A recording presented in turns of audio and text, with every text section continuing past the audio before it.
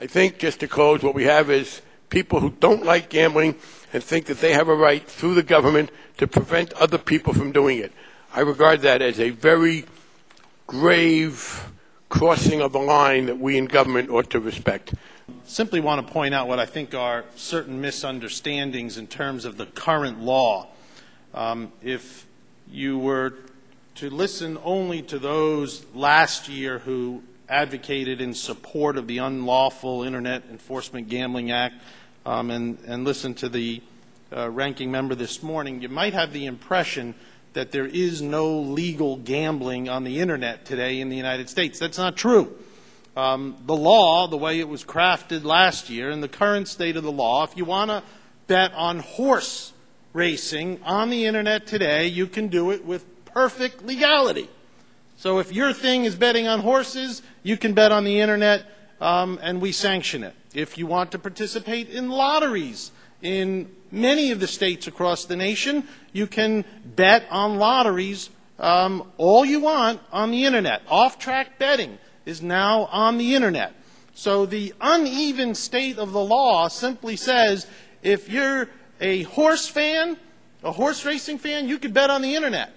But if you're a poker player, you can't bet on the Internet. I do want to make a few comments about this. It's been already mentioned, but I strongly believe there are two major reasons why this is a good bill. One, freedom of choice is important in a free society. Responsibility for improving one's behavior should be the individual, the family, and the church and local community, not the federal government. It hasn't worked before, and it probably won't ever work in the future. Also, I have a strong I believe strongly in supporting this type of legislation because I want to do my utmost to protect the Internet. And now what we're told is, oh, you must stop everybody in America from doing this because some minority of them will be getting into criminal behavior and it won't be their fault. Well, that is an abdication of the principle of personal responsibility. Most things that I want to ban, they're just wrong. You should never take someone else's money. You should never assault someone. You should never start a fire. You should never cheat someone. But the argument that you make something illegal because a minority are going to abuse it is a problem. Secure Trading is a UK company which operates a financial payments business providing secure processing and settlement of Internet payments across all sectors of industry. Mr. Chairman, the card and payment industry is a multi-layered cooperative and interdependent system that has matured and continues to mature over many years. This system provides regulation and compliance policies for consumers, credit card companies, transaction processors, acquirers and operators. An overriding consideration of all participants in this system is balancing convenience and risk. In my decades-long experience, it is only in a licensed and regulated world that we participants are able to enforce such policies to protect all participants. As part of the responsibility of the operator, it is protecting against underage gambling and identity theft. Strict and at times lengthy and inconvenient consumer identity validations are enforced at both time of consumer registration and ongoing play. These today include production of a driver's license, a utility bill, and even a passport. Know Your Customer, or as we refer to it as KYC, provides a critical form of protection to the consumer when playing and when registering. Under Prohibition, with unregistered operators, it is not possible to validate or authenticate that this practice has been adhered to. The challenge of compulsive gambling is not something we underestimate, nor am I an expert in this field. We do, however, recognize this problem and work relentlessly and responsibly with various support groups and authorities to protect and attempt to support the vulnerable consumers.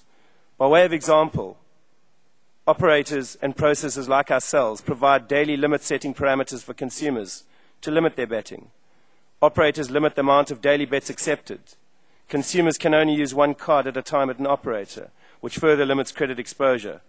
Further to this, we do provide and support access to self-exclusion databases for consumers to register themselves.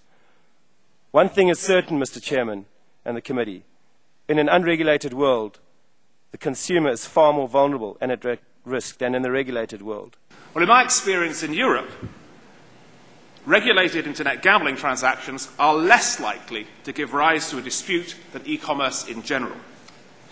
Certainly, regulated internet gambling is significantly less dispute-prone than other digital sales, such as music downloading or internet service provider subscriptions.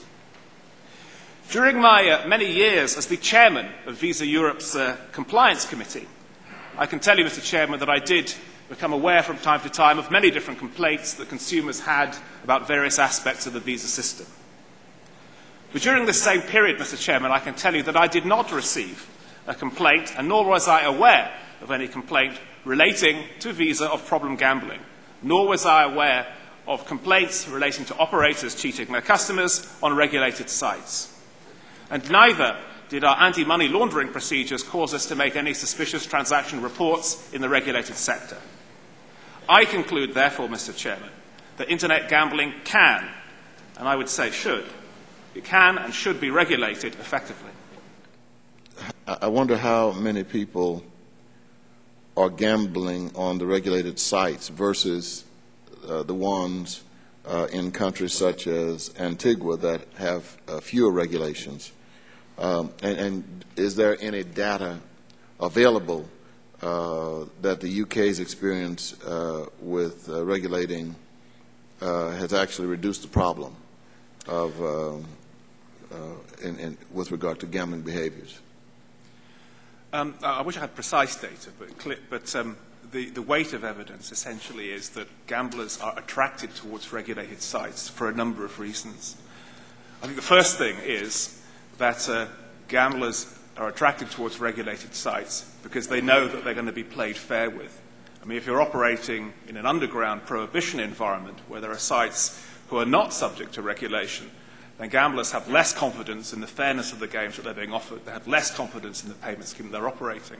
And so there is a huge commercial incentive for sites to operate within a regulated regime. And I think it's also the case, Congressman, that there's evidence also within a regulated regime, better safeguards can be put in place in order to be able to protect vulnerable people playing on sites.